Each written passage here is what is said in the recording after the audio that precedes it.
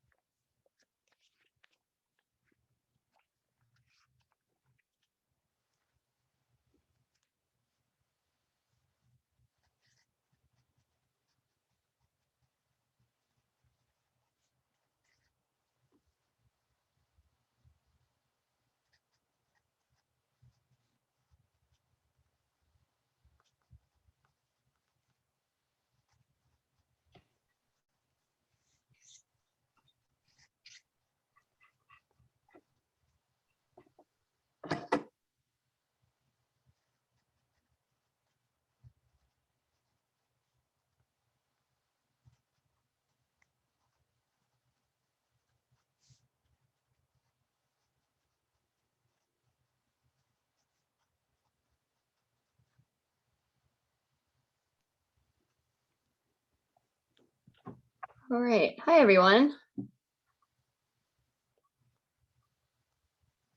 Hi.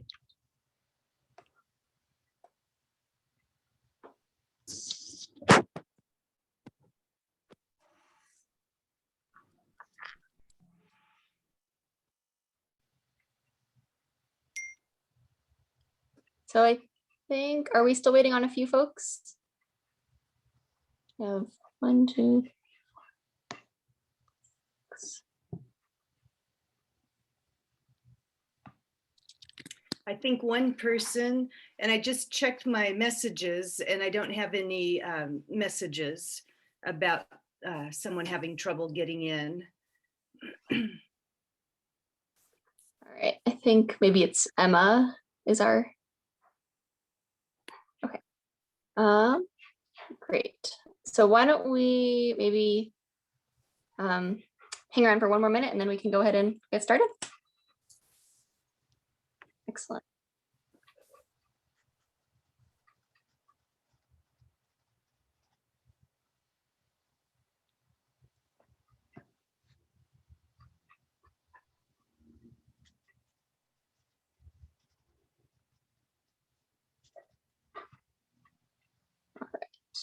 Oh, you know what? I think Emma is entered as an attendee. So if we can get her promoted to panelist, then I think we're ready to go.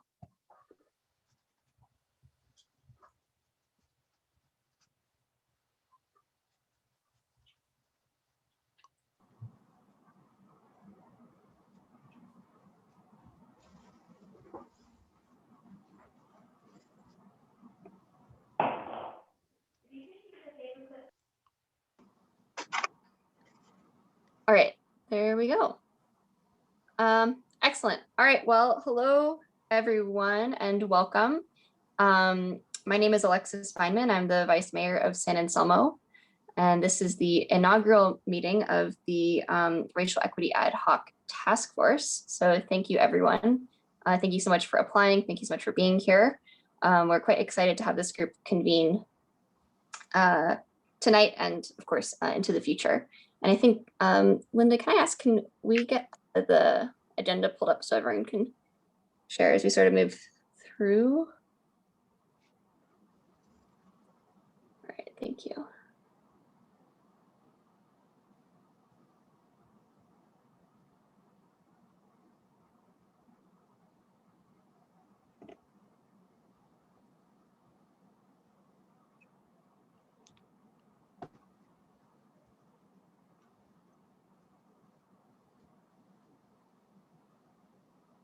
All right, I can't, let's see.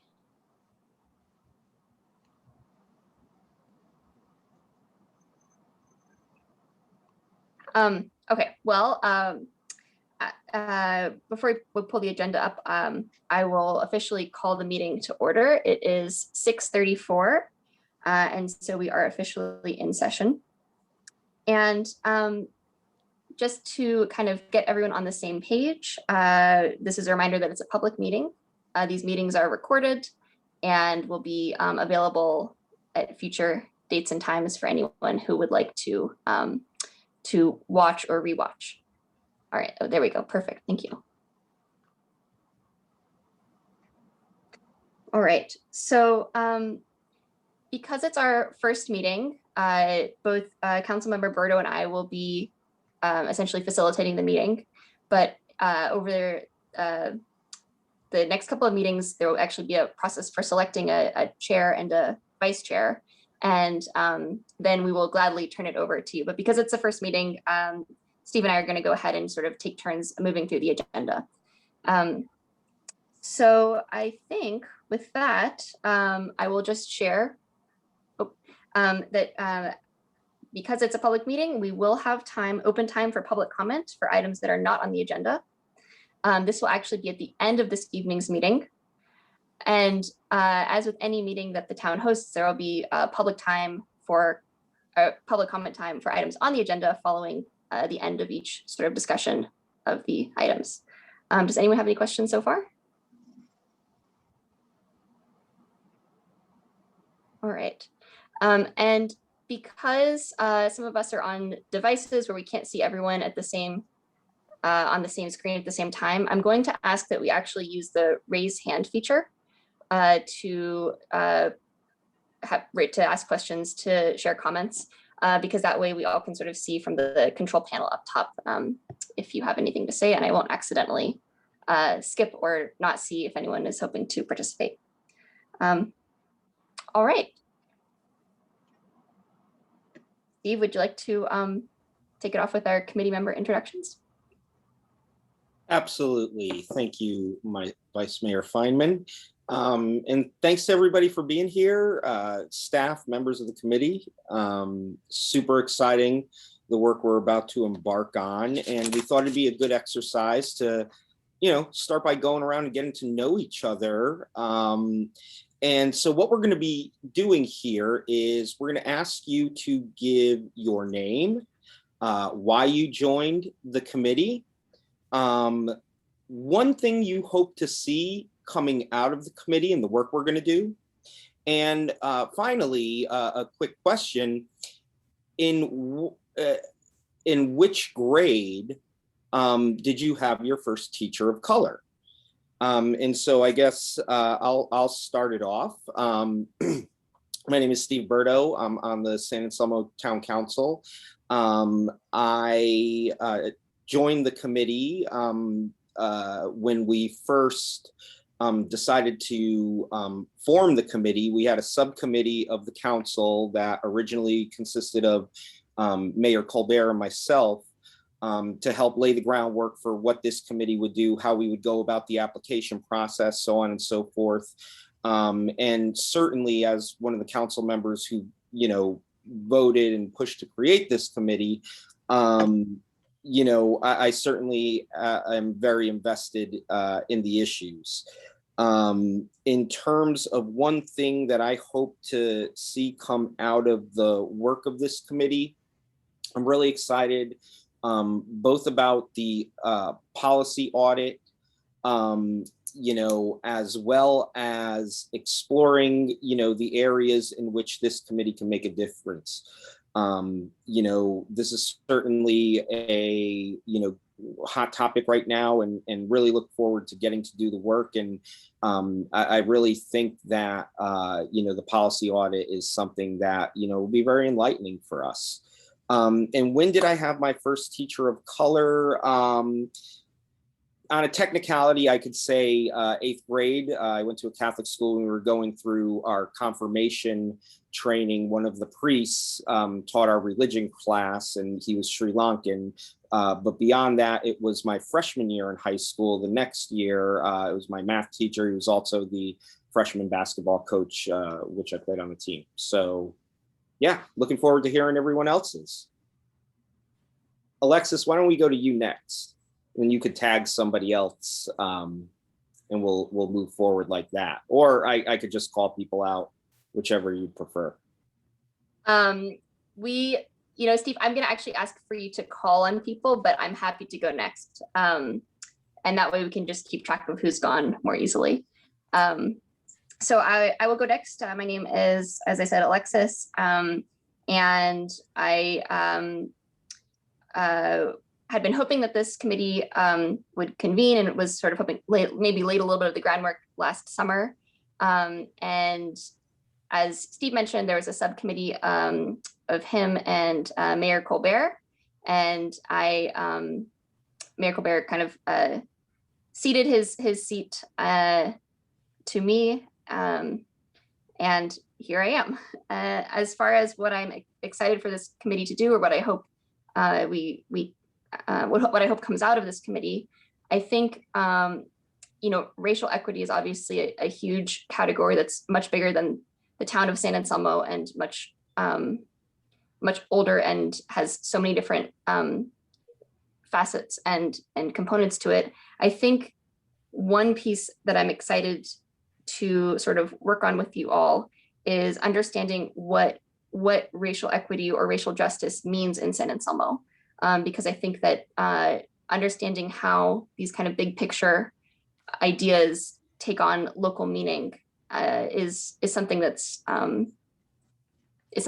interesting to me, and ultimately I think is going to be really important if we're going to be working on it. And then as far as my first teacher of color, my freshman year in high school, I had 2 teachers of color. My math teacher was she's still alive, is Mexican American, and my English teacher was African American, or also is, because he's also still alive. Yeah, all right, thank you.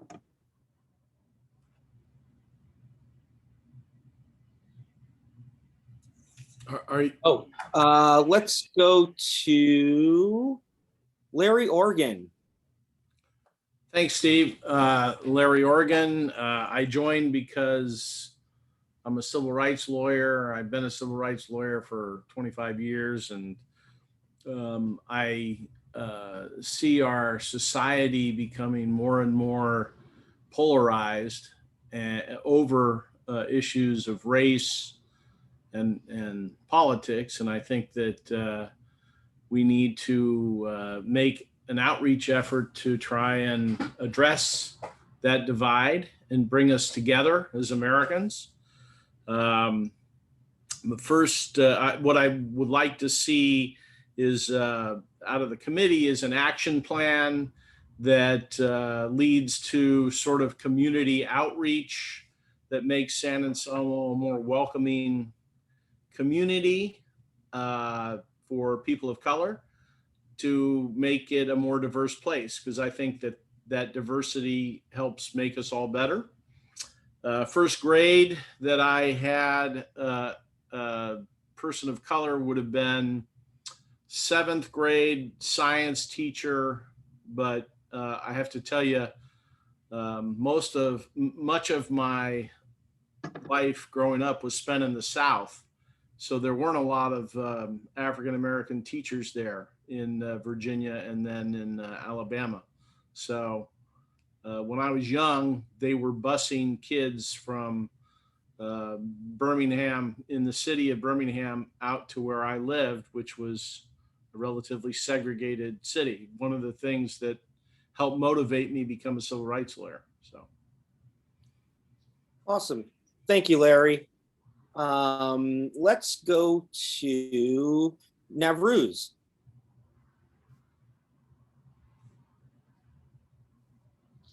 Hi, I'm Navras Avloni. Why I joined.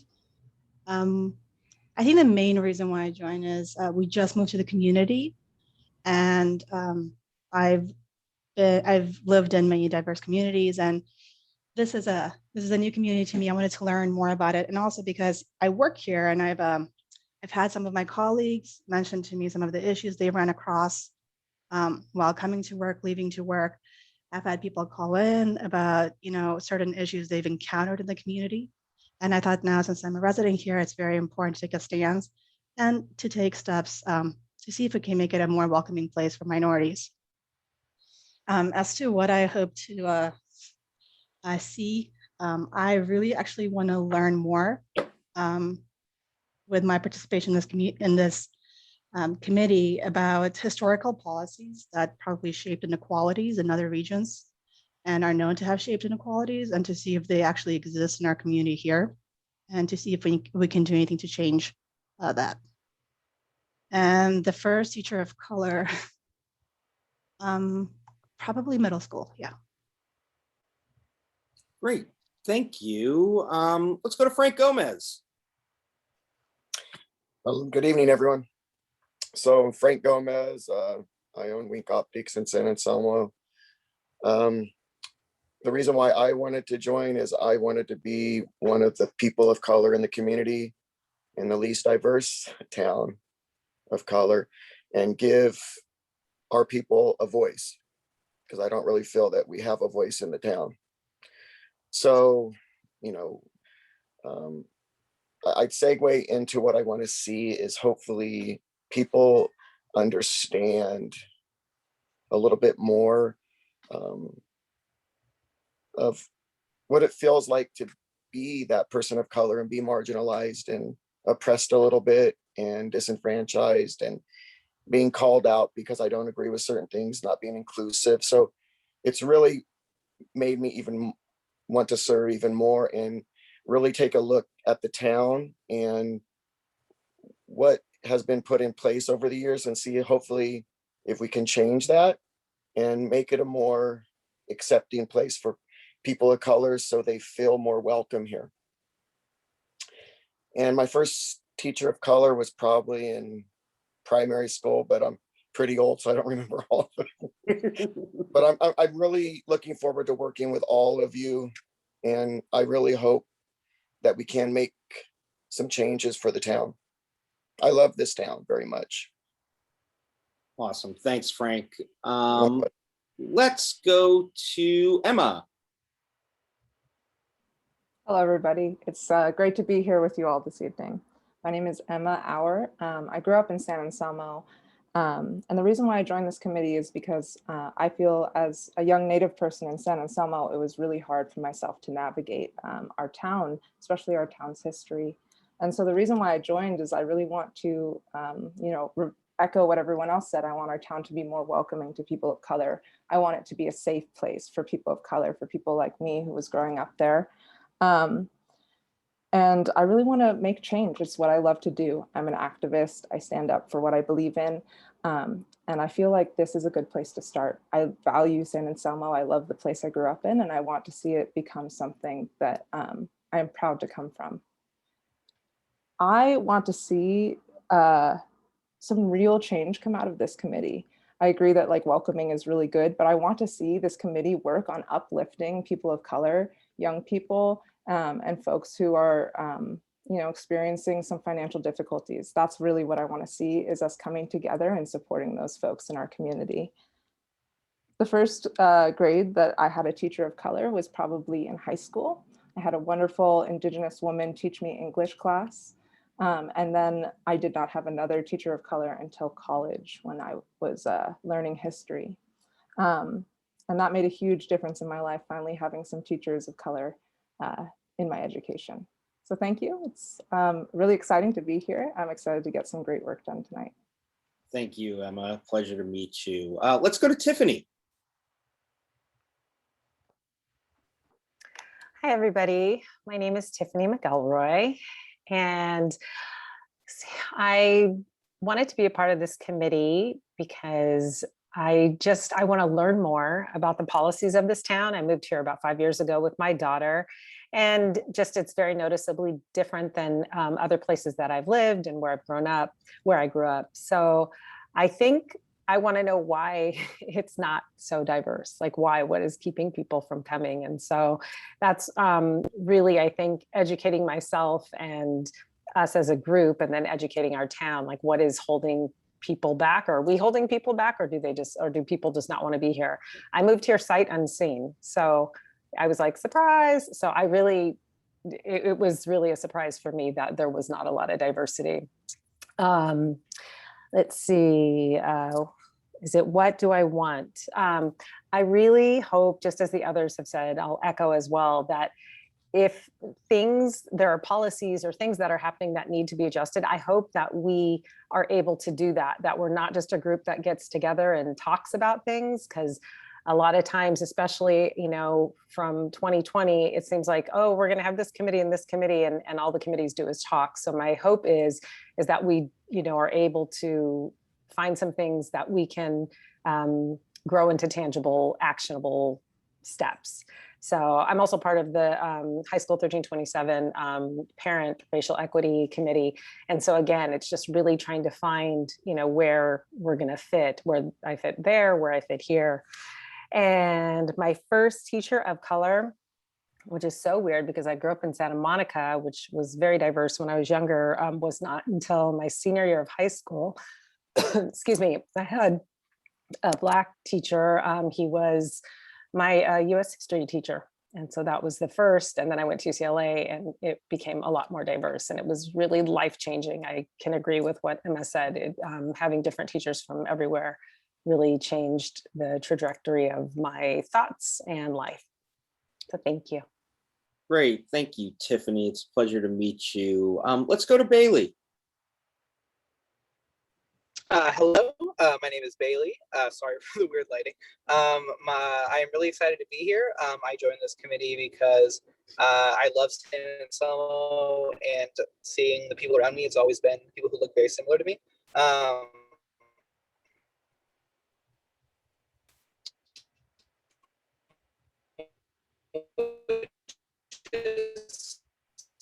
I think we're losing sad you, because I Bailey. want a town that I There love you so go. much. And what I really hope is through the policy. Oh, I'm so sorry. Can you hear me? We can hear you now. Okay, sorry. And what I'd hope to do with this committee is to figure out why this town has been really exclusive to white people, and to try and understand what that is, and then to look forward and have action steps for the future. And my first teacher of color was my 7th grade history teacher. Thank you, Bailey. And in case I am incorrect, I think the only one we have left is Heidi. So I have 20 minutes, 10 minutes a minute. So most recently, I've been teaching at Berkeley's business school, working with a program that draws people over from around the world. And the purpose of it is for people to understand each other's cultures better, while they're studying at the business school and learn how to cross culturally relate and appreciate differences. So that's a long way of saying that I'm deeply interested in the topic. I moved around a lot as a child. I lived in the Midwest, the South, California, Texas, whatever. My first experience with people of color, actually as teachers, I was part of the busing program in San Francisco when I was in second grade. So they did a busing integration plan and all the children were sent around the city. So I had a very diverse teaching staff and peers when I was in second grade. So that was probably my first time. But I know in Texas, we probably also had Latino and Latinx people teaching. I'm interested in this because similarly to Tiffany, I've lived in a lot of places. And when we got here, I was like, where is everybody? We had moved kind of from the Haight, Coal Valley area. And I was surprised that there were no more people that were different than what I looked like. And I was a little bit anxious about that because we brought our 3 children here and I wanted them to have an enriched experience. And so it is a little disconcerting to have such a limited exposure to people in a community. The town itself has been lovely. I was on the school board for a term here and it's a very gracious and welcoming community, but you know, to that matter, you know, maybe it's because I look like everybody else and I just blend in, I don't know. My hope, honestly, is I really appreciate the action steps people are talking about. I think we need a plan of action. We need some measurable outcomes that we know will be able to be successful if we enact certain steps. And I hope that we don't just discover, I hope we also discover and unearth what is going on that has yielded the outcome we have, direct or indirect. But I would also maybe put out there that we could consider as an outcome being a town that's known in the end to be inclusive and to be attractive and to have things in place where people want to come to this town because they know that there's going to be a recognition and an inclusivity and a space for people that come from all over. So that would be one of my outcomes I'd like to see. Great, Heidi. Thank you. And it's I gotta say, it's really awesome to hear kind of where everybody's coming from to this committee and what you're bringing to the table. And I'm super fired up about, you know, getting into the work that we're going to do. So now, kind of continuing with our agenda, I'm going to kick it over to our town manager, Dave Donnery, who's going to go over kind of the nuts and bolts of the town's governance structure and kind of how we operate. So without further ado, take it away, Dave. You're muted. Sorry. Let me unmute myself. Thank you, Councilmember Berto. Oh, wait, I think before you- Alexis had something. I should have prefaced it, if we have some amazing staff, members of the town staff on the call tonight. And if you want, I can quickly introduce you so everyone knows who you are, or if you want to go through and introduce yourselves. Thanks, Alexis. That's actually a really good idea. I'll start. As you know, I'm Dave Donnery. I'm the town manager. I have the unique piece of my life where I grew up here and was able to come back and go to work. And it's wonderful. I'm raising my family here. I have a kid at High School 1327 and a kid at White Hill. I went to Drake. My mom went to Drake. So we're pretty deeply rooted. I'm more than excited to really take a good look at how we can, achieve the goals set forth in the resolution. So I appreciate hearing from each of you. I'm going to look forward to working with you. So, Linda. Good evening, everybody. I'm Linda Kenton. I am the assistant town manager and the town librarian. And I'm very happy to be assisting with this committee. And I'm originally from the Central Coast of California. My parents are from Portugal. I'm the first generation born here.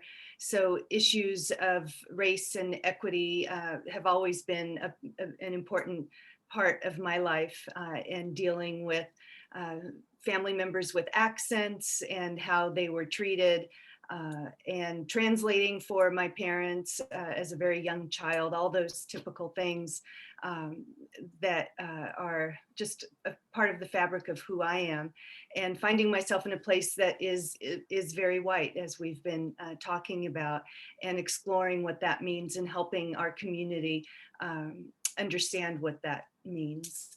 And I live in Fairfax, so I'm just down the road a neighbor.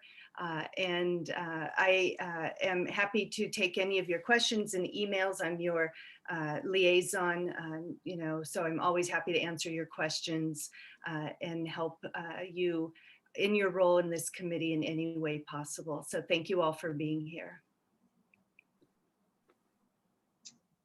And Elise? I'm Elise Simonian. I'm the planning director for the town of San Anselmo.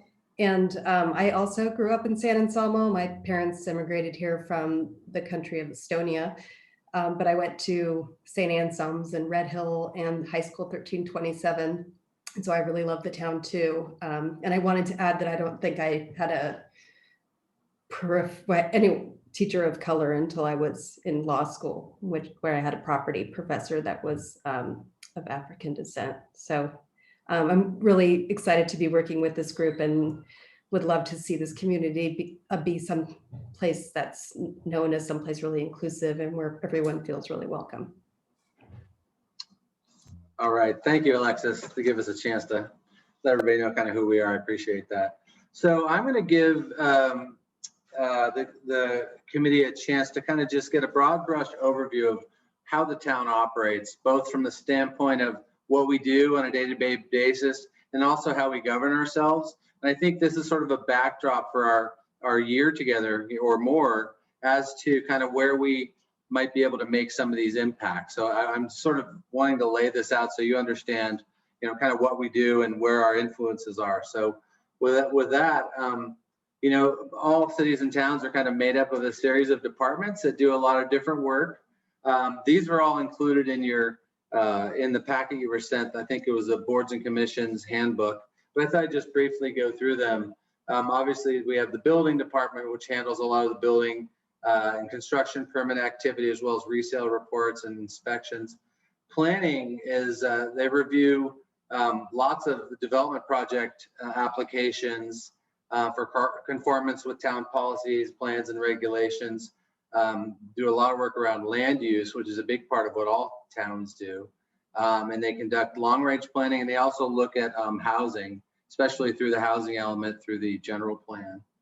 Public Works, sort of self-explanatory. They're in charge of maintenance of facilities, development of and management of capital projects. And in our case, those are mostly road construction projects. Maintain the streets, as I just mentioned, the medians, islands, the parking lots, storm drains. And they're also in charge of maintenance of the town parks. This year we have kind of an exciting time. We're actually really focusing on doing some work at Memorial Park. So they're kind of focusing around the playground right now and potentially the fields. And the skate park has been refreshed and will open again on May 15th.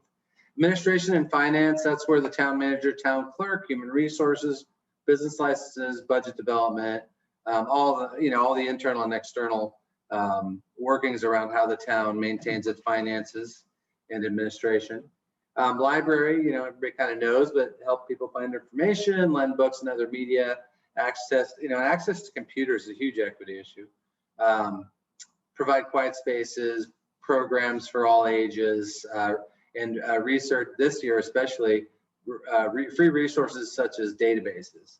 And as you all know, the library is free, which is wonderful. We were able to maintain our free library. Recreation, not free. These are mostly programs that people have to pay for, but we also have a scholarship program. We'll pay for half of the cost of all of our programs.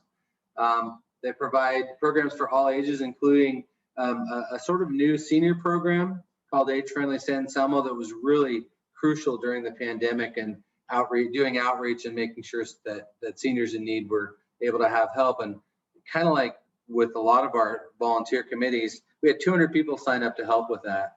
And we only had like 18 seniors reach out to actually ask for help, but we're from a community of people that really want to do the right thing. And I think that's important to understand. Fire and police are semi-obvious, or 24/7 operations.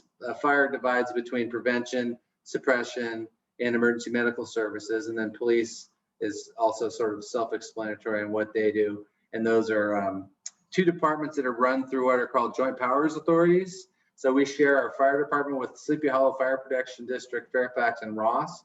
And with the police department, we share it with Corte Madera and Larkspur. Moving into governance, we have two governing bodies that actually make decisions for the town, and one is the town council. And that's where a lot of everything runs through. They basically set the local laws. They review the budget, establish long and short-term objectives and priorities, manage outside contracts. I use the refuse and recycling, for instance, because the town doesn't have. We can't do everything internally. We're too small. So certain pieces of what we do through contract.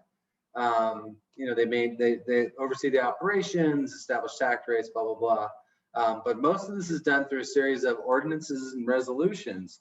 And those are of note because they'll be kind of what we're taking a hard look at when we do our policy audit. What we're hoping to do is, really, take some time and look through all of our procedures, our rules, our ordinances, our resolutions with an eye for anything that might not be completely equitable. And somebody mentioned before, how did we get here? I think Heidi, how did we get here? Well, I think there were a lot of policies and things in place that weren't as equitable as they could be. And we need to make sure that those are all gone. Planning Commission makes land use decisions that I mentioned before. If you want to do something on your property that's preliminary to a building permit, you're going to come and run that through the Planning Commission. They look at variances and zoning changes, and they act as our design review board. And then they also, very importantly, act as a body that recommends certain things to the council around larger issues that aren't related to a single parcel. And then we have a series of what I call advisory bodies. These are our boards, commissions, and committees. And as you can see, we are fairly heavy with our volunteer-based boards, commissions, and committees. I worked in Santa Fe for 20 years, and I think I was part of developing about 3 of those. I think I've had a hand in a lot of these. And what I find in San Anselmo is we have a lot of people that want to give back, and a lot of people who have expertise who can help in all of these. So all of these committees, they either meet quarterly or a lot of them meet monthly, and they provide direct recommendations to the council, such as the Economic Development Committee works on things, and then the signs that you all see, that was a committee, that was work of the Economic Development Committee where they spent a lot of time kind of designing, let's fix up our older signs and put them out there. So that's a good example. And then finally, we have the short-term ad hoc or council subcommittees. And these are sort of included here, where this is where our current committee falls. The Racial Equity Committee was developed for a single year with the opportunity to present to council at the end of the year opportunities to continue our work in certain fashion. So that's part of goal 3 is all about that. And then finally, I wanted to mention item 4. I'm just going to roll into item 4, which is the committee membership requirements. I'm not sure if you are all familiar with the Brown Act, but since we're a committee that's been appointed by council and we have 2 council subcommittee members, we are required to follow the Ralph Brown Act. Basically, the purposes of this committee, that means that we're going to have things on our agendas that we cannot talk about over a chain email that goes to reply all. We have to have access, the community needs access to any of those kinds of discussions. So what we need to do is make sure that anything that we're going to be working on, we only talk about here at our meetings. Another way we can approach it, which we're probably going to talk about, is by creating subcommittees of less than a quorum of the council. In this case, you can have subcommittees or 3 or less, and there you can go out and do some work in between meetings, and that's how we're going to make some progress. But I think for us, the main goal is we cannot discuss all the work that we're doing through email or through getting together outside of a posted meeting. So I think that's enough around that. I think that's sort of self-explanatory as well. And then finally, there's one required training. It's called the equity training, and I know that was also in your packet. But those are really the main requirements.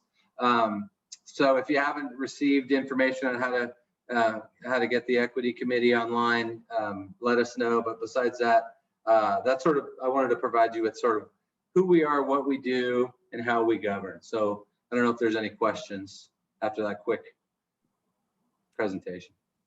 Okay, with that, I'm going to stop sharing my screen so we can all see each other again. And Dave, if I could interrupt you for just a moment, I wanted to clarify, you said equity training, it's actually ethics training. Sorry, ethics training. I did misspeak. Yeah, we have an ethics training that's required as part of the state law that all of our boards and commissions need to take. Sorry about that. Thank you, Linda. Thanks for pointing that out. We're hoping to get some equity training as part of what this group does. So, but I misspoke. So if there's no questions, thank you very much. I see a couple of raised hands. So I think we'll start with Heidi. Yeah, just quickly, was that something that we should have already done? Is it a, asynchronous thing, or is it something that we all attend and enroll in together? No, you don't have, you won't have to do it. You have to do it every 2 years if this becomes something that goes on, but no, you should just get to it when you can. Our town clerk will start nudging you if you don't get to it. She's the one that tracks it and makes sure the Fair Political Practice Committee knows that we're done, that commission, that we're finished with it. Thank you. Great question. Nav has a hand raised. Yes, thanks. So you mentioned an agenda, and I believe previously we discussed we can only talk about what's in the agenda. How does the agenda get set for the next meeting, and who decides what's on the agenda? If you can talk about that, that'd be great. Yeah, that's a great question. So right now, staff obviously has developed this agenda, and at the next meeting, we hope to appoint a chair, a vice chair, and a committee secretary to take minutes. At that point, the way all of our boards and commissions operate is the chair works with staff to develop the agenda. We have a pretty clear path for what we're doing, so it's not going to be kind of like some of the other committees. We're not. I think when we get to goal number 3, I think it'll be more expansive. But the chair will be, to answer your question shortly, the chair will be in charge of working with staff to set the agendas. And the chair can take, like the chair sometimes will communicate and say, does anyone have any requests for future agenda items, that kind of thing. And that can be a part of the public meeting even. And that's actually on our agenda tonight, to take requests for future agenda items. That's typically how things get on the agenda. All right. And did I see one more hand raised? Tiffany, did you have a hand up at some? Yep. Okay, perfect. Go ahead. Yeah, just quick question about the town packet, the packet 10. Was that everything that was emailed to us in the very first email from Linda, just to make sure that there wasn't like a hard copy that was sent out as well? No, it's an online link to the packet. So everything's, we try not to print everything out. It's pretty thick. But we can certainly, if somebody prefer, we'd certainly print one out for you. No, that's okay. I just wanted to make sure that what I have is the same thing you were speaking of. So thank you. Thanks, Tiffany. Looks like Frank. Yeah, in regards to the agenda, how far in advance will we be receiving the agenda? Once it's set, once we get this chair and vice chair, and I just was asking. Thank you. I think typically a week. A lot of time, agendas typically go out on the Friday before the next week. We have to have them out at least 72 hours ahead of time. Since we're on a Tuesday, it'll probably go out in the Friday packet, but we may get it out. And Linda's going to be your liaison there. It may be developed early enough to get out early. I think we sent this one out a little earlier than that as well. We typically try to get the agenda put together a couple weeks before the meeting. But I think to be safe, you'll for sure get it on the Friday before the week of. But I also think you'll know leaving the meeting what we're going to be talking about the next one. So there won't be any surprises on there. But to see the actual printed agenda, I think you can count on getting it the week before on one of the days. Yeah, the only reason I was asking because I work weekends, so I want to be able to have time, Yeah, sure. so that I have time to take a look at it and go over it. That's the only reason I was asking. So if it comes on a Friday, I work Saturdays and sometimes Sundays. I won't have much time to review it.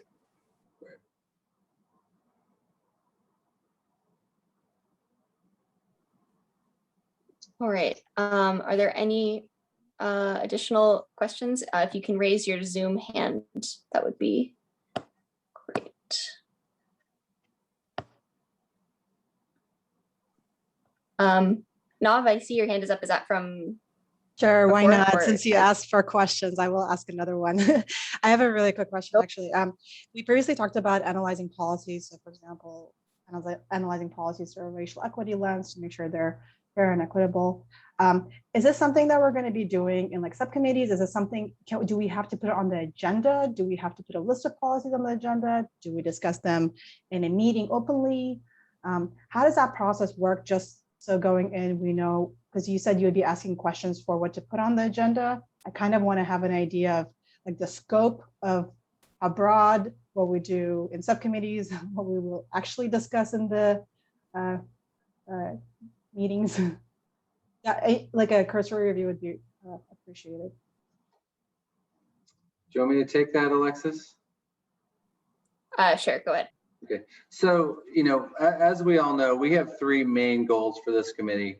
The first being the finding, you know, making sure that town staff has proper training that we build into the regular training circuit that has, you know, has some equity training in there. And the second one is this policy audit.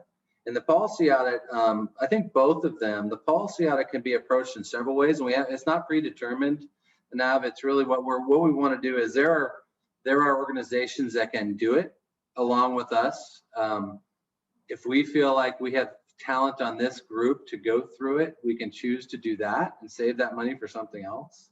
But what I'm hoping, quite frankly, for both the training and the policy audit piece of this committee is that we will develop subcommittees, because that's how you can move things along between meetings. So, you know, we're not there yet. Tonight was sort of an overview, but that's a great question. You know, my hope is that we can get three of you to take on these three goals, and then we can sort of move forward with those as we meet each month. So it's not, like I say, it's not predetermined, but my opinion is a subcommittee format to kind of come back and report after you've talked about it between meetings and make recommendations on how we might approach these different goals. Does that answer your question? And I'll actually, I would invite all of our commissioners to sort of be thinking about that question for discussion at a future meeting, because I think it's going to be really pivotal to the organization and the functioning of this group. So yeah, it's a great question. In terms of, you know, what the subcommittees would look like, how the tasks would be divided up, you know, what the expectations are for the audit process, et cetera. All right, are there any other raised hands? Go for it. I'm sorry. So would it be possible to discuss like in the general broad meeting, like for example, creating like a racial equity toolkit that the subcommittee would use to review the policies and then split up the committee so that they can review and split the policies up amongst committees or something like that? Is that something that would work? Because this way everyone can have feedback on like in terms of what people should look for, how each policy might impact different individuals and create some sort of a benchmark so that everyone kind of has an input, even though a specific group of people are reviewing. Okay, I'll stop my questions. Thank you. No, that's great. I think your questions are great. And, you know, I would just add to everything that Dave and Alexis said, you know, with respect to, say, the policy audit, right? That is something that's currently on our agenda. We're going to get kind of an overview of the three initial charges of the committee tonight. We'll go over that in a little bit. But that's also going to be on the next agenda as well. We've kind of plotted out, knowing that we wouldn't have a chair in place until after the second meeting or late in the second meeting. We, staff, Alexis and I went through and kind of plotted out the first two agendas. So tonight we're going to hear kind of the overview. We're going to give you some homework to do exactly what you're talking about now. You know, saying, hey, how about if we created this, you know, equity toolkit and use this in the audit? That'll be probably in line for next week when we bring our homework back and our ideas back after the overview section tonight. But you're absolutely on the right track. Love it. All right. Any other questions or comments from commissioners? See Heidi with her hand up.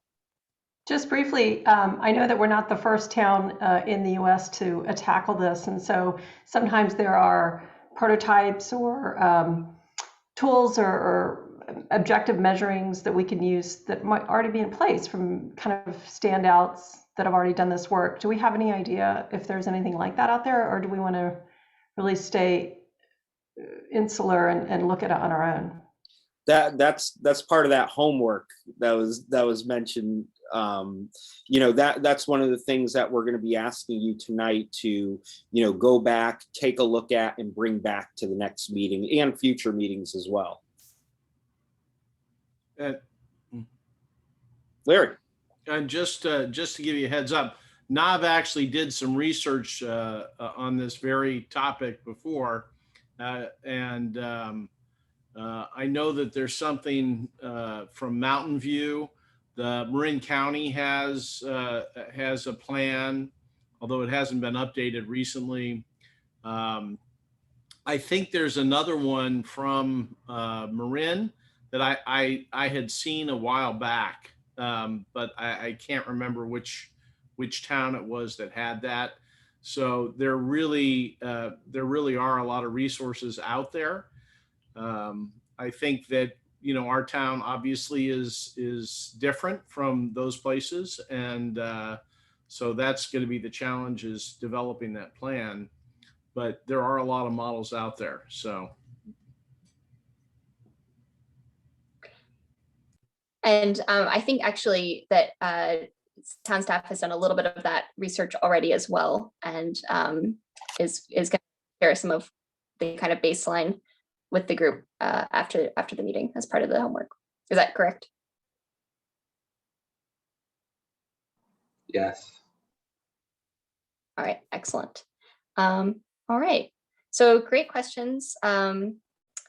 And is there anyone else? I'm just going to see if we have any hands up from commissioners. I'm not seeing any. And so I think what I'll do is open it up for public comment. And if any member of the public has any input on items 3 or 4, now is your time to raise a hand, and you will have 3 minutes. So far, I do not see any hands raised from our members of the public.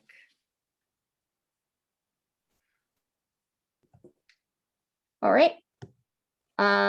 Excellent. Well, then let's move on to agenda item number 5, which is to review the ground rules that were sent out earlier in the week.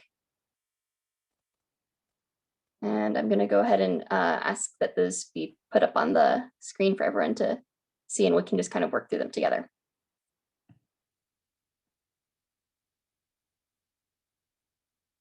And please speak up if your hand is raised, but I've somehow missed it. Again, I can't see everyone at the same time with the Zoom format that I'm on. So just please pipe up if there's an oversight there. Thank you. All right. So these ground rules were sort of compiled by staff with input from council, just based on sort of best practices of what we felt were some good or best practices from groups that sort of regularly undertake this sort of work. And so what we just wanted to do was kind of go through them. I'm going to go sort of one by one and take comments or questions from commissioners. And then at the end, we'll have time for public comment. And I think this is actually our first action item where we're going to sort of formally vote and agree that these are the ground rules that for respectful conversation within this group. All right, so let's see. Number 1, and actually, if anyone has not yet read these, maybe I'll just leave them up for a moment, and you can just take a time to refamiliarize yourself before we start in.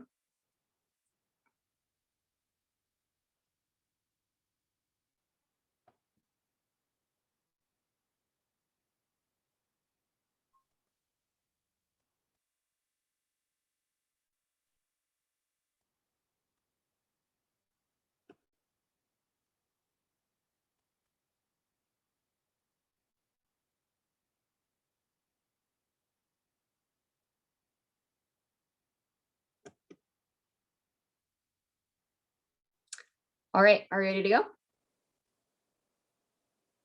So number one, are there any questions or comments for ground rule number one?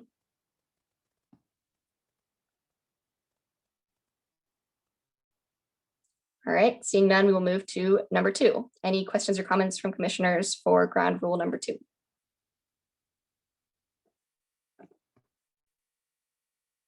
Number three.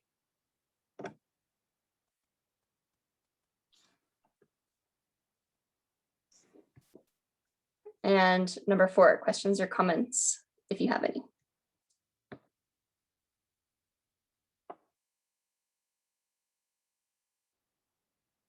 Number five.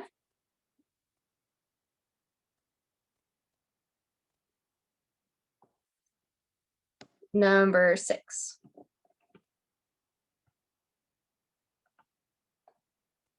Number seven.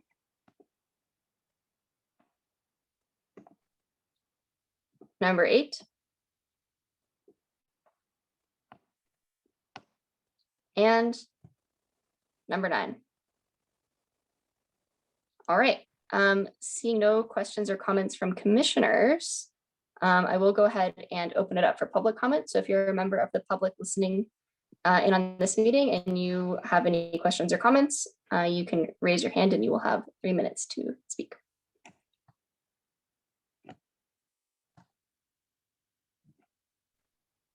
I am seeing All right, no once hands again, raised for public comment.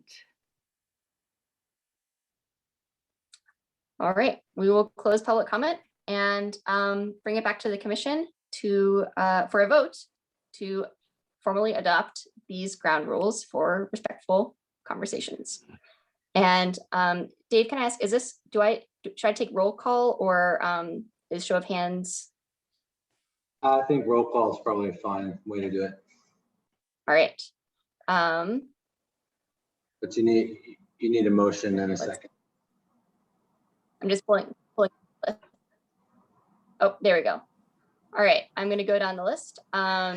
Wait, Commissioner you need Gomez, a if you can say yes or no. Alexis, you need a motion and a second. I motion. I'll second. All right, I got ahead of myself. We have a motion and a second. And what I will now do is ask each of you to vote yes or no, or aye or no, whether or not you are agreeing to these ground rules for the committee moving forward. And please correct me if I mispronounce anyone's names. It will take me just a minute to kind of internalize who everyone is and their proper pronunciation. So we're going to start with Commissioner McElroy or McElroy. McElroy. Agree. I say I agree. Excellent. And Commissioner Bauer. I agree as well. And Commissioner Critcher-Weller. Yes, I agree. And Commissioner Avloni. No objections. Commissioner Organ. I agree. And Commissioner Auer. Yes. And Commissioner Gomez. I agree. All right. Congratulations on taking your first action as a group. Passes unanimously. All right. So I think I'm going to turn it over to Steve for item number 6. We will now be reviewing the sort of official charge of the committee. And I think some of the questions that were asked previously will hopefully we can have kind of a more robust discussion about some of them as you see fit. All right, Steve, are you ready? Awesome. Yeah, thank you, Alexis. And yeah, so on the agenda, we've listed the 3 primary charges of this committee, and 2 of them are very specific. One of them is pretty open-ended, but pretty important. They're all pretty important, but I'll just kind of go through them briefly here. The first one is to explore options and implement anti-bias or other appropriate training for staff. So with that, we'll certainly want to get an appreciation for what trainings are currently being provided, which other ones are out there, so on and so forth. And really the idea there is to see what trainings are being provided to staff and even, council members and commission members and see if there's anything that that we can improve in that area.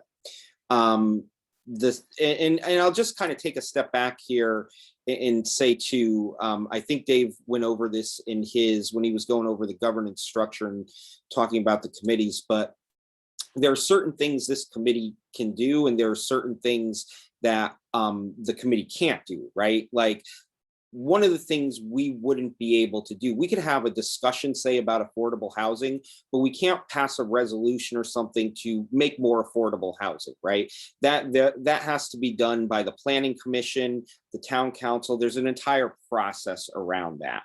And so what we wanted to start with in developing the charge for this committee was focus on things that the town can actually do, right?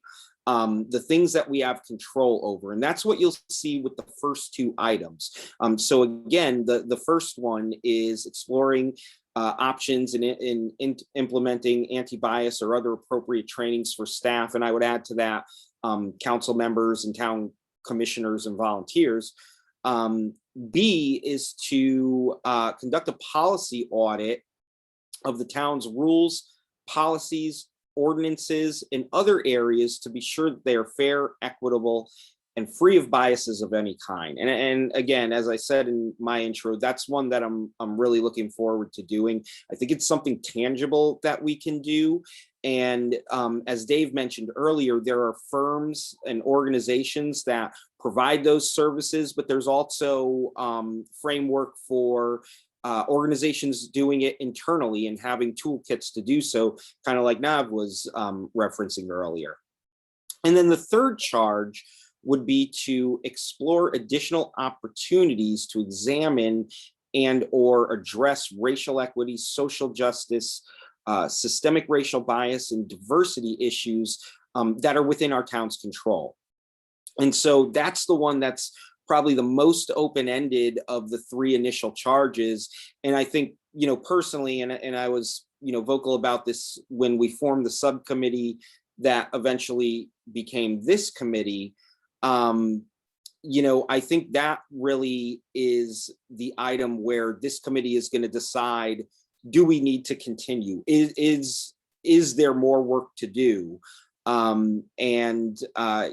think, personally, I think there is. And so I'm really excited to see kind of what comes out of item C. Item C is the one where, we're basically asking you to bring your ideas, bring your thoughts, bring your examples of things going on in town or issues that have arisen, discussions we could have, or just ways to bring people together to have productive conversations. Because a lot of the things, when you talk about race and equity, a lot of times they're difficult conversations to have. Not everybody feels that they're in the same place, and in some places people don't feel sharing as much as they would if they were in a room with like-minded individuals. So I'm really looking forward to exploring that item there. But now comes the fun part, or maybe not. For your homework, we're going to be asking all of our committee members to conduct research into all of these items, A, B, and C. So we take item A, for example. We would want you to go out and see what kind of trainings are available, do some research on that, and bring back the ones that you think are really compelling and would be fruitful in terms of our endeavor here. With item B, again, there are all types of resources around that, everything from firms and agencies that provide that service to toolkits that are available to help you do it with a more internal framework. So again, we want you to conduct some research on that item and bring back your ideas. And I'll because with those two items being the two kind of tangible pieces, I'll ask staff if there is at this point any materials that the committee members should expect to receive, such as like what are the trainings that the town is currently doing, or any research that has been done already on like agencies and organizations that conduct policy audits. Were we envisioning that to happen before the next meeting? I have a list that I've generated, and I've just been adding trainers and workshops too, and I'm happy to share it. We don't have a chat feature set up, so I can't share the link with you, but I can share the link with the committee later and then post the document for the public to view too. And some of the resources are great and directed towards local government. So it would be great to get some exploration and feedback if anyone really liked some of the consultants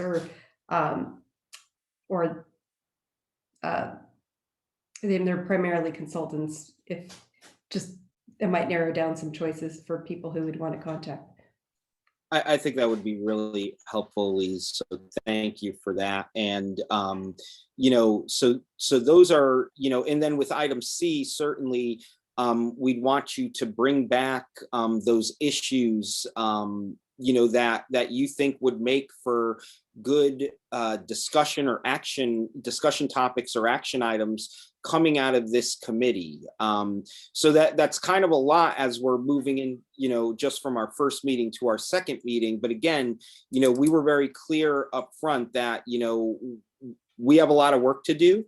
And this is really important work. And we were really satisfied. I know Alexis and I were, you know, during the whole process of seating this committee of, you know, having the confidence that, yeah, we got the right team to do it. You know, your applications were all pretty phenomenal. Everything we heard today during your intros, you know, just really, you know, backs that up. And so I'm sure, you know, again, it's a lot of homework, but I'm sure we could all do it. And I'm sure what's going to come out of it is going to be a really robust discussion and a lot of great ideas. So with that, I guess, you know, oh, wait, we have a question from Heidi, I see.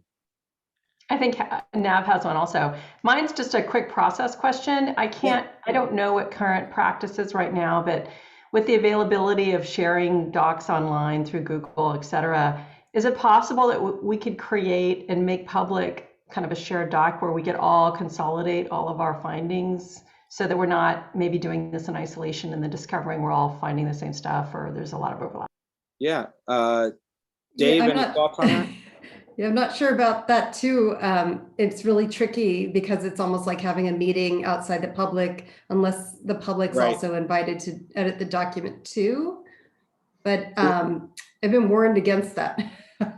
Yeah, that's sort of a Brown Act question, but I also know that, you know, basically, I always try to simplify this. Anything that the committee is getting that's related to a topic that we're going to be dealing with, it needs to be equally accessible to the public at the same time, sort of obvious. So I'm not sure, we haven't done, you know, I've used the, you know, Google Docs for internal stuff that we're working on because, you know, we also have an internal shared drive, but we haven't really done that. As much as all of my friends say, why don't you?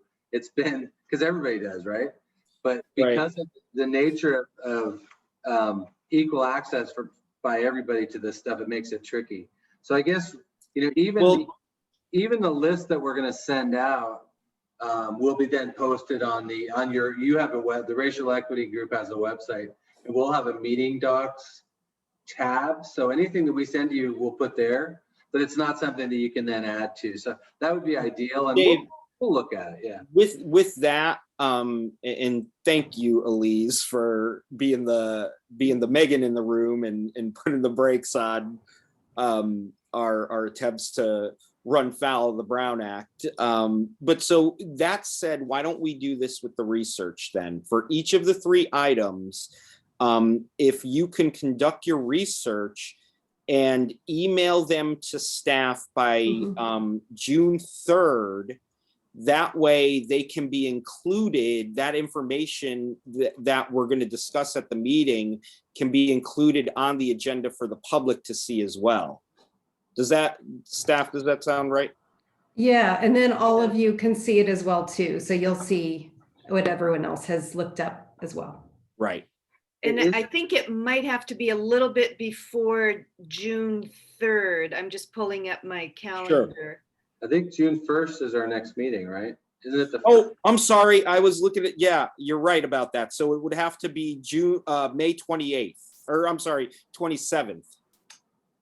Yeah, All right. Is that good enough for you, Linda? that should be fine. Okay, so mark that down. May 27th is when staff will want to receive all of your research on the 3 items, and understand that, you know, this is in preparation for our discussion on that topic at the second meeting. So if you feel like, oh my God, I could have done so much more, you're absolutely going to have the opportunity. So don't worry about, you know, leaving it short. This is a process, the work of this committee, and, you know, there's not going to be a hard stop on any particularly good information that we could use and would be fruitful to our discussion. So with that, I guess we'll segue into the future agenda item. Someone- Hold on. Oh, wait. Oh, Nav? Nav has a question. I have just want to go through a couple of things so I'm clear. With respect to your 3 items, in terms of looking at, you know, what kind of training is available for staff, what's the scope of the staff? Who are we talking about? Are we talking about the town of San Anselmo? Yes. I just don't know what kind of training and who is included in that staff and who's not. What bodies, what organizations, what committees, I don't know. And then the second item, in terms of what policies to review, you know, looking for ideas, the second item, are we looking at just the ordinances of San Anselmo that are listed on this website? Are there other policies that we're going to be reviewing? This way, when we're looking for samples, we know what our goal end is and what we're striving to understand and review ultimately. And then the third thing is, you've mentioned several times, maybe funding available to bring on some sort of experts to review these policies, which I think is great. But it also brings me to the question of how much funding is available, because there might be other areas that we might want to explore in our ideas category, which would depend on how much funding this committee might have to spend. Someone might want to, you know, spend money on a racial equity library collection, or someone might want to spend money on collecting data to see, you know, what areas, you know, are having issues with racial inequality. So I don't know if this might be a lengthy answer. I don't know, but if there's a way we can have a little bit more insight, I that'd think be I great. could hit at least 2 of them pretty. I'll take your second question first about like reviewing the policies. What it sounded like what you were talking about was the actual policy audit. The homework we're asking you to do is look into the various types of firms and consultants and processes that do that, not to necessarily, you know, do it as you know, at this point. Taking the first question now, the town has, and Dave, do you want to actually talk about the town staff and how many people and kind of what areas they work in? Because you'd probably be the best person to do that. I sure will. And take the funding while you're at it too. Okay. Great questions, Anab. I really appreciate you digging in, because a lot of this, you know, we're fleshing out with you. As far as the staff, we have 34 full-time staff with the town. We also have a number of seasonal and part-time people. I would anticipate wanting to get training. If we find training that we want to do on an annual basis or whatever, I think all of them would be in that bucket. So, you know, we're probably talking, you know, probably between 50 and 75 people. You know, basically the idea is to provide that as part of, you know, what we do now. And it's not very, you know, we're required to do harassment training. We're required to do the ethics training. We do a lot of sort of vocational training based on what your job is. A lot of us go to webinars. So we don't have like, here's the cookie cutter, you know, basically we have a lot of different trainings based on what each of our positions are, right? So that's one thing. And as far as the budget, there isn't, you know, we didn't necessarily set aside a certain amount of money that we need to work from. But I do think that it's understood, and the council can back me up or say otherwise, that it's understood that there's going to be a cost to some of the work that we decide we want to do. And the council's ready to, you know, kind of leave. The council takes recommendations from committees, and this one's a big one. We're going to say, you know, here's our plan, here's a menu of things we'd like to do and how much they cost. And, you know, we present to the council, and then it's a discussion at their level, you know, and maybe they say we could do this now and, you know, this later, you know, that sort of comes with everything that we do. I wish it was as easy as saying, yeah, they give us 20 grand and let's work within that, but that's not the case. But I don't think we're going to get, you know, I don't think we're going to go crazy on what our asks are, but I also think we're going to be, the recommendations will be well received with all the work we're going to put in to get there. And if I could add to that too, then we'd be broader than just like our municipal code. I'm hoping that it would be really in depth as to policies that may not be in writing, like where we decide to advertise positions or how we notice meetings to recreation programs and library. Like there's so many things that we touch that my hope would be that we'd do a sort of an audit of everything that we are working on, or right. how we conduct our business. Not to take someone's spot, can I clarify one thing? So Steve, I think in terms of looking for vendors who might be able to review policies, I just wanted to know like what kind of vendors to look for, because we're not obviously changing police policies, I suspect, you know, how police conducts its business, because it's not part of probably the town of San Anselmo's purviews. But, you know, one particular company might focus on that. So I just wanted to know, are we just reviewing San Anselmo ordinances, or is there another body of law that we're also going to be reviewing just in general, so we know what kind of expertise to look for based on the type of laws we're going to be reviewing? Well, I think it's not just ordinance. I think it's also administrative policy, right?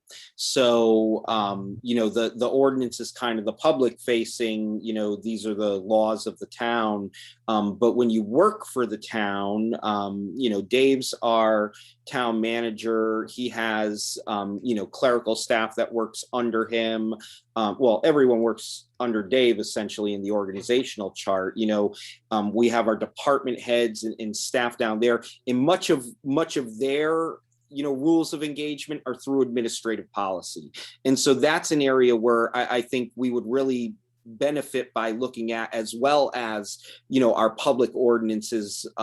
So I would say those two together. But your point is well taken, Nav, too, is that you know, we won't be looking at, say, fire board policies or police board, but because they have their own, you know, board and governance structure for that. We are solely, you know, looking at everything under the town's umbrella. So, and that's why at first we were putting together the agenda, Dave was like, I should do an overview of, you know, the government. I was like, oh, people don't need that. And you know, I think now I'm feeling like, okay, we totally needed that, because this is a great discussion we're having. Yeah, so it won't be police, it won't be fire. It's basically everything under the town's administration, public works, recreation, finance department. Am I missing something, Dave? Library. Oh, damn it. I'm sorry, Linda. I think you're going to find the library to be the most equitable place in the town. I think that's sort of, but however, if I could just chime in to build on what Steve and Elise mentioned, you know, in the library, we are looking at our fees and fines policies and questioning how equitable those are. So I believe that each department does have these administrative and cultural and habitual policies that are worth looking at with fresh eyes and through, you know, an equity lens, because I think there are a lot of things that we could find that we would like to improve upon. Right. And I'll just chime in. We keep talking about ordinances, but basically we have kind of ready to go for somebody to start working on ordinances and resolutions. We do a lot of our rules through resolutions as well. But then I think this is sort of, you know, I think Elise nailed it. we'll have to take a look at each department can kind of start gathering some of the rules that they have. We have so many procedures and, you know, different policies that aren't really in a clean list. They're just sort of scattered based on what the different function is. So I think what we can do internally is start pulling those together so they can be kind of looked at as part of this audit. So this is great. This is kind of germinating some ideas. And in terms of looking at consultants, if there are some that have done this before and we know there are those audits out there, I think that would be really useful to us because they'll know what questions to ask us in terms of digging at policies, since they might be familiar with it from reviewing other government operation. Frank, you have your hand up. Yes, so would that also cover hiring policies, et cetera? Yeah. Okay. Absolutely. And then, yeah, I was just wondering about that. Thank you. Tiffany. Okay, so a couple questions. So how do I find a former reporter current policies? Do we have a point person if I, run into roadblocks or I have questions that I need to ask? This is new, and like, how is this going to work for me to find out the information I need? Great question. And you will find that our staff is absolutely amazing in helping you get from point A to point B and really provide you with the information. Linda, I think, is the point liaison for this committee. So she would be the one to go to, but I know Elise is going to be really involved as well. And when it comes to, kind of, especially in the planning realm where a lot of policies are, she's just a font of knowledge. So you'll find staff will be our Sherpas on this journey and really, help to guide you to the information that you seek. They do it for Alexis and I and our entire council all the time. They're amazing at it. And so that's a phenomenal question, and everybody should know that, if there is nothing that prohibits you from talking to staff in between the meetings. We can't, as a commission, talk to each other. You can call Linda please don't call her 5 times a day, but you could call her 5 times a day if you wanted to and not run afoul of the law. But you will find our staff is extremely knowledgeable. They know when they don't know the answer off the top of their head, they know where to find it. And they're just extremely helpful. And as much as we have a great passion of volunteers populating our town commissions, we have equally amazing staff that help those commissions do their work, and that's what Elise, Linda, and Dave are here for. Okay, great, thank you. And then I just want to really quick, sorry Tiffany, no, it's okay. I wanted to mention that a first look at kind of how we're structured around local laws is going to the San Anselmo's municipal code. That's going to give you kind of the really broad brush overview of pretty much everything that we do. I don't want you guys to think that you have to dive in and start looking at individual. I think that's what we're asking is, we need to find somebody that we can kind of engage with to do this work. And I think that, but as far as like wanting to get sink your teeth into something, the municipal code is the first place. That's basically where most of our rules are. We have secondary stuff through resolutions, and we'll get that all out to you so you can kind of look at it. But I think if you're anxious to get going, the municipal code's online. It's under the government tab, and you can take a look. So that's all I want to point out. No, thank you for that resource. And you had another question, Tiffany, correct? Yeah. So the other question so when you're saying that we're looking, looking up facilitators and firms, that do equity trainings. So you're talking about the staff, the full-time staff and seasonal staff. Are you including town council and the planning commission and even us as commissioners? I think it just is strange to have like some people, doing it and then people in power, like not doing the training. That's completely where I land on it. And that's why I mentioned earlier, like, we say on the agenda for like the training staff. But I can see, some of them, right? Like, I work for a municipal agency, and we have a contract with this risk management provider that does all of our like harassment trainings and all of that. And those, well, maybe, but I would say like a management training, right? That's not necessarily something that a commissioner would need to take. Whereas our harassment training is something we would want our commissioners to take. So there'll be some that should apply to everybody, some that may only apply to staff. But I'm open across the board. The way that the lens I'm looking through is that it should be staff and commissioners, council members. The same way we require the ethics training for all of our commissioners, especially if we're talking about equity. I think there's no shortage. You should cast the broad net rather than the short net in that realm. Okay, great. That answers my question. Thank you so much. And, just because I know we have members of the public as well, I'll mention to them, everything I said about staff with respect to the commission, it's the same for the public. If you guys have questions out there too, forward them to staff. They're amazingly responsive. All right, so we had Heidi, you've had your hand up for a bit. Yeah, just two questions. Building on that briefly, as we know, culture change, the more we have shared language, the better. And so I would advocate now that anybody who does volunteer work for the town also receive that kind of training, because it's going to be, we want to have this permeate whatever we choose to do. I know that's an early plug for something we haven't even done yet, but I wanted to get it out there. The other thing is, oftentimes there's what's written and then there's what's not written. It's just what's experienced. And we can find that out by talking to people who were doing these jobs on a daily basis, and as they, as they experience things. And we can talk to people who are both on the side of doing the town's business, and we can talk to people who are on the side of being the consumer, right, of the town's business. And so I'm curious about the breadth at which we might have the opportunity to, do some ad hoc interviews or ask people to stand up, and even if it's an anonymous level, to hear from people so that we actually understand what's happening on the ground. Because I think a lot of the time that's really where it's powerful and it's very difficult to get at. I think that's a really good point, Heidi. That's something that came up in the subcommittee when we were creating the commission, was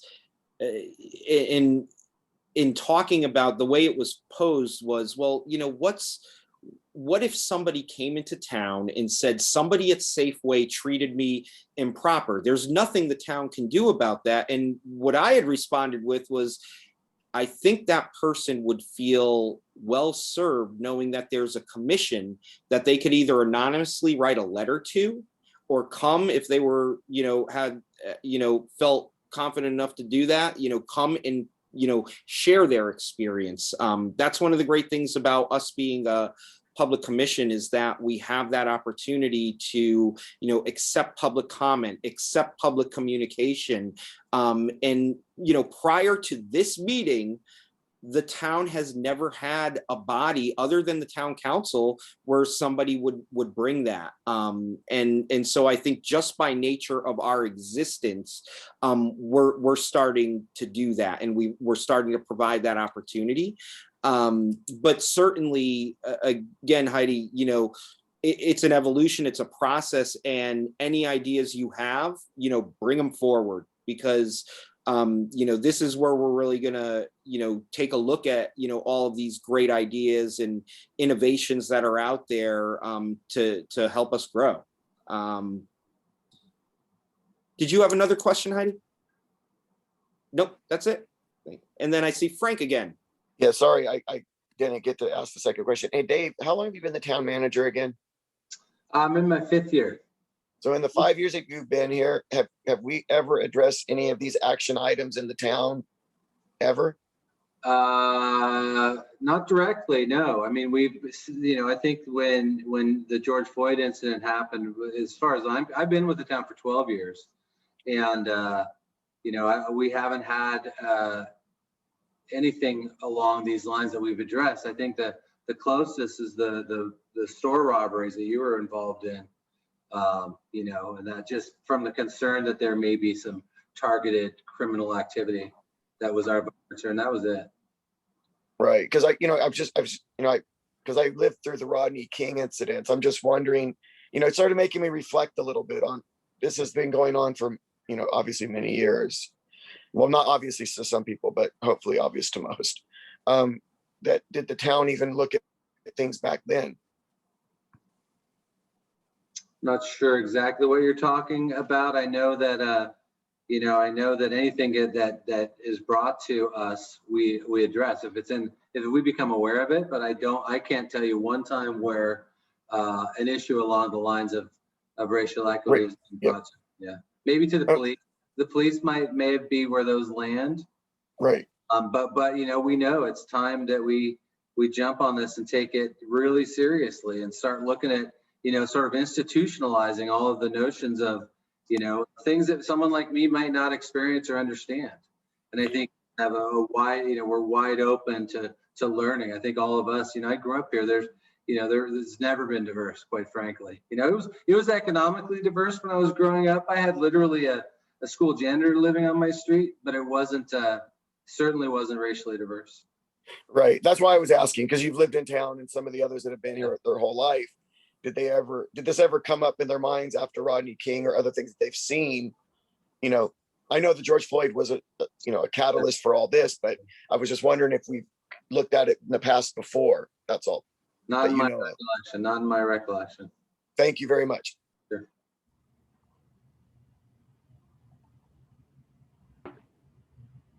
Larry has his hand up. Yeah. Oh, Larry, do you want to go ahead? I just had a question. Do we get any kind of reports from the police department in terms of the types of people that they pull over and, that kind of stuff? Do you get that kind of information? Yeah, I don't get that level of detail. I'm the executive manager for the police for the police authority right now. We rotate it through, and it's me right now. I get weekly status reports that kind of tell me, it gives me enough information to know the context of the crime or the incident. And so yes, I guess we do, but those are also publicly, all that stuff's publicly available. Yeah.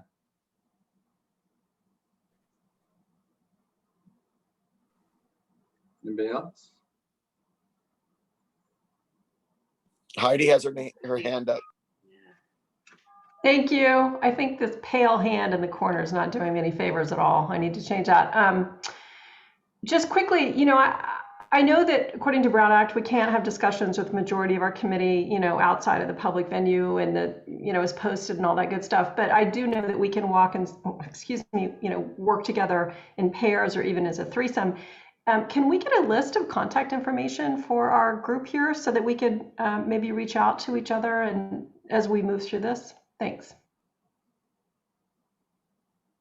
Absolutely. I'll answer for the staff. Yeah, we can get that out. I don't know if Steve is still online. Maybe at this point we could ask for public comment if that's okay with you, Alexis. Absolutely. Did we lose Steve? Is he? I see his name, but I'm not sure.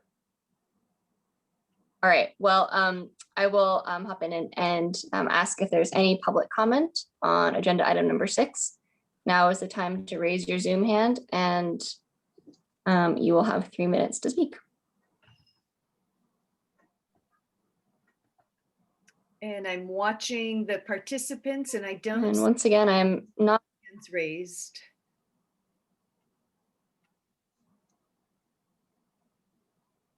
I do not see hands raised. Thank you. All right, I will close out public comment and we can move on to agenda item number 7, which is future agenda items. And actually, if we can have the agenda posted once more, that would be really helpful so we all can take a look.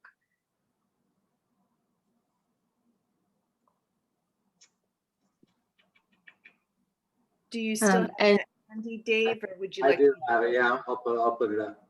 Thank you. thank you very much. Okay. All right. So, oh, sorry. Go ahead. So, the future agenda item tonight that I just wanted to introduce and discuss is that towards the end of next meeting, we are going to ask you to elect a chair and vice chair. And the way this will happen is you can submit nominations and you can nominate yourself, and then there will be a vote. And even if there's only one person nominated, we'll still vote to make it official. But in addition to chair and vice chair, it's not currently on this, but you will also need to elect a secretary, and the secretary will be responsible for taking minutes throughout the meeting, just so that there's kind of a written record of what's happening in the meetings. And then as far as, I think we've sort of talked about, homework and the idea that there will be, resources that staff will be compiling, that you'll be submitting, that, we'll kind of be reviewing together at the next meeting. I would sort of encourage everyone to think of these early meetings as, ways to kind of set up the framework of this group. So that when it comes time to kind of dig in and actually, act on A, B, and C, it's clear how you're going to approach and operate given the constraints that we've been discussing with the Brown Act. We can't all share a Google Doc. And so having really clear expectations of what, of what's out there and the kinds of ways that towns undertake policy audits or explore trainings, all of that is really going to set us up for success when it comes time to sort of like partition out the different tasks and roles and identify, what it is that you are going to be working on. All right. And I will take committee questions or comments on future agenda items. Emma, I see your hand raised. Yes, it's a clarification question. For nominating chair and vice chair, is that done at next week's meeting, or is that a process that we do over email with the town? That will happen publicly at the meeting. Thank you. So it'll be just an agenda item that says, select chair and vice chair. And at that point, either Steve or I will be, again, sort of leading the discussion. We'll just say, all right, who would like to step into the chair position? Does that answer your question? Yes, thank you. Larry has his hand. Yeah, I just Oh, there you wanted to point out then, given that we are going to be coming back with information on each of the three sort of subcommittee items, I assume each one of those will be a topic so that on the agenda so that we can fully discuss that. Is that right? You want to take that, Alexis?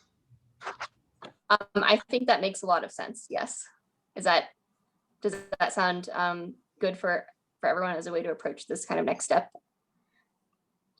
And so maybe what I'll request is Dave, before I make my request, go ahead.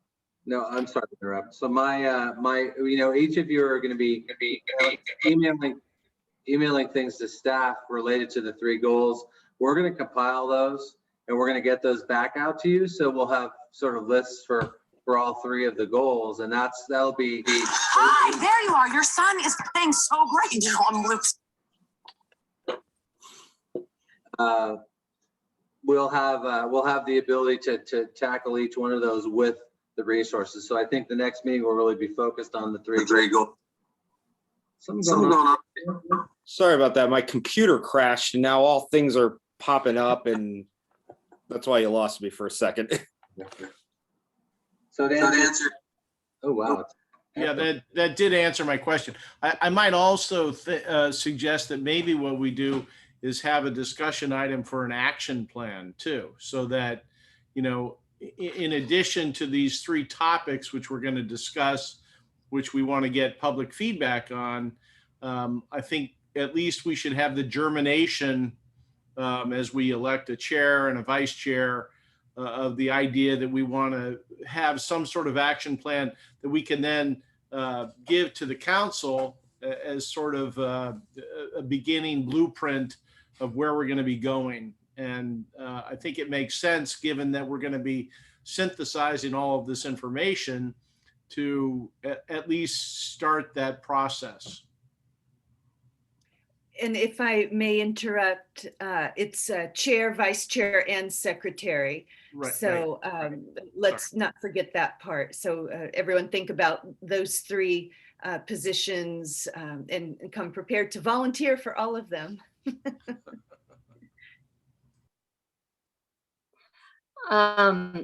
Yes. Okay. So that sounds great. And I'm taking notes right now, sort of acting as the secretary, so that there's some record of this.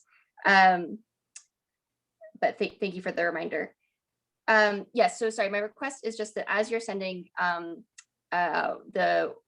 your kind of, compilation of research to staff, and it can be as comprehensive or as, topical as you choose. I would just request that you organize them into, A, B, and C to correspond with each of the sort of charges of the committee, just so that way when we sort of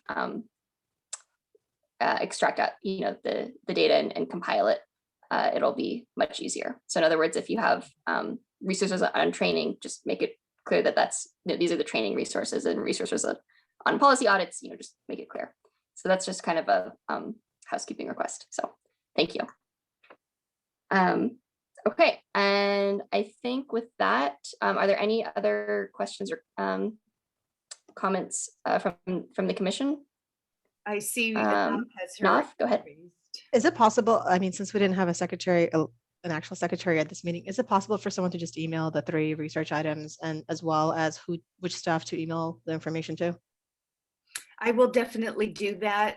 It is on the agenda. The 3 items are the 3 charges for the committee. So you already have them on the agenda, but I will definitely send that out again. I will be happy to do that. And I think maybe they're in the resolution. Yes. And that will be sort of the document that we refer back to, and to kind of guide the scope of work. Yes. Do we hold 2 hours typically for these, 6:30 to 8:30? Generally, I think 2 hours would be a good amount of time to allot. I don't have anything against going longer unless my computer decides to crash. But yeah, I think, I'd love to hear from the other commissioners, kind of what you guys think. Well, on the computer thing, Steve, I got to say mine's been crashing lately too. So I hope it's not something endemic to San Anselmo right now. But on the other, I have no comment. Thanks, Larry. I would just say, that I think it's difficult to go after 2 hours. I think our tolerance level goes down after about an hour and a half. So that would be my input, maybe max of 2 hours. I second the hour and a half on that one as well. I think after an hour and a half, people start to kind of fade a little bit on it. We're all getting hangry and everything by 8 o'clock. So an hour and a half, I think we could probably get everything. Just to let everybody know, the way we address it at the town council is we have a policy, whereas the council, will stop at 10 o'clock.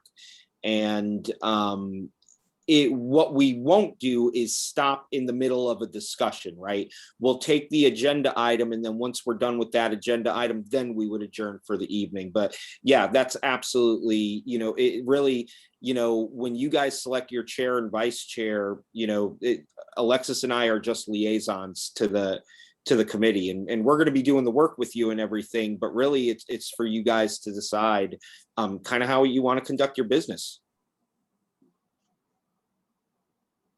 Well, just looking at this group, it seems like we're all going to be working well together.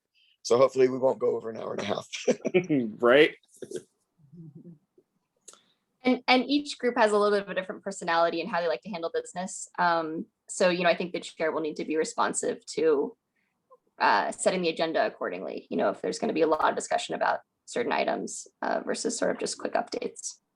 And to that, I just wanted to add that if anyone has any questions about what being a chair entails, I would be happy to, and I'm going to speak for Steve as well, we'd be happy to connect you with folks who have chaired other committees who can just talk a little bit about some of the back end responsibilities if you're interested, but maybe not sure that you want to take it on. So just you can email me, or you can, Steve, you can just email Steve. And Steve, if you don't want to do it, you can just forward it to me. No, absolutely.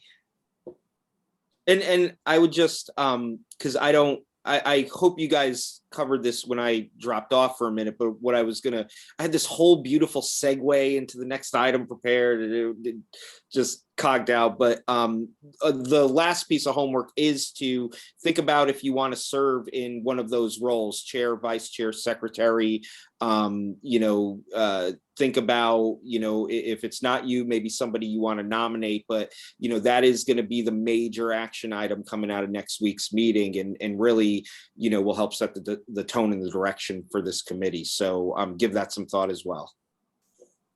Steve and Alexis, I guess I have a question for you guys, and that is, I have been to some council meetings that have run very late because a lot of public comment.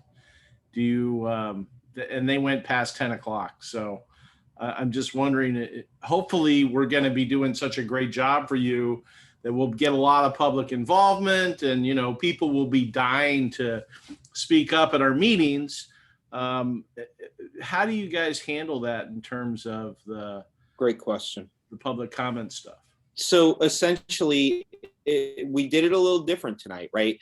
We put our general public comment at the very end, just because if we wanted to make sure if there was going to be public involvement, there wouldn't be the time taking up at the beginning of the meeting talking about wanting us to do something that we were going to talk about later in the meeting and actually do, right? So just because we were setting the stage here, doing our introductions, it's an official meeting, but we had more of an informal tone tonight.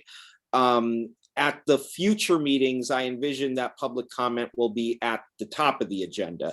And so that way you're not cutting off public comment, because that's something that I would never be in support of, is cutting off public comment. And then depending on how the agenda is developed, for the major discussion items of the commission, the public should be given the opportunity to comment on those items, as well. As you saw Alexis, as she was going through the agenda today, asking for public comment on those items. So that's kind of how it would work.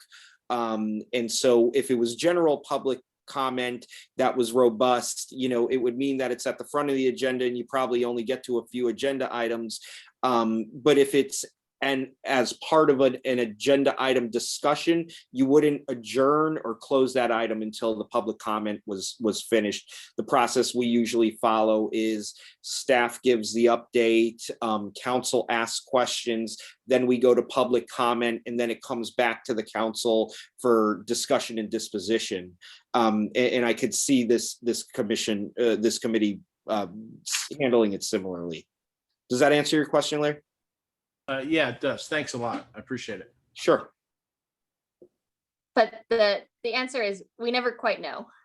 But so, you can be prepared for anything, but typically you'll have a sense for when an issue is going to generate a lot of interest, and you'll plan the agenda, or your chair will plan the agenda accordingly. All right. And speaking of which, I think we'll actually move. Are there any other questions or comments from commissioners?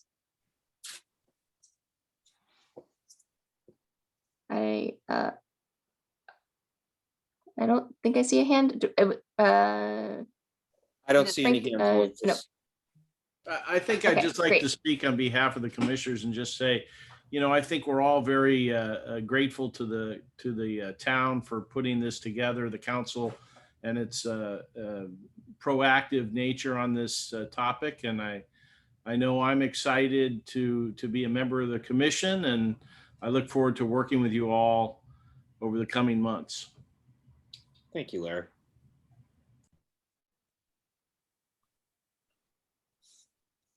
All right, thank you.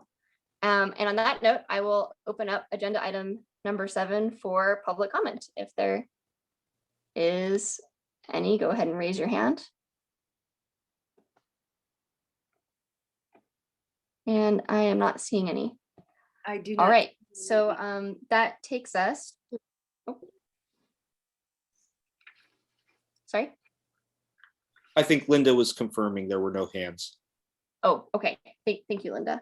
All right, that takes us to our last agenda item for tonight, and that is open time for public comment. And what this is if there are members of the public who wanted to speak or share something that is not on the agenda, they now have 3 minutes to do so. So if there's something that has to do with racial equity in town that was not discussed tonight, for example, this would be the time to share if you are out there as a member of the public.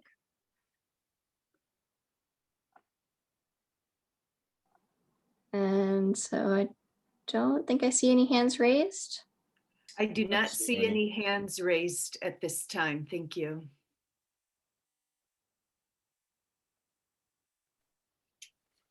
All right, well, in that case, I think I will go ahead and call this meeting to a close. It is 8:17, and I think it's time to adjourn.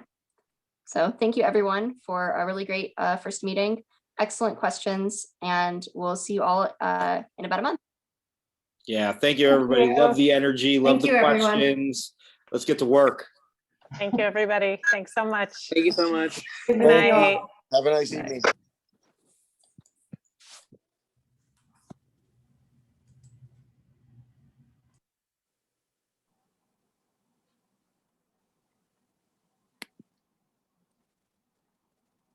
Frank. So I guess we're not sticking around. I guess not. Right. Nice work. Hold on. Let me yeah. stop the recording.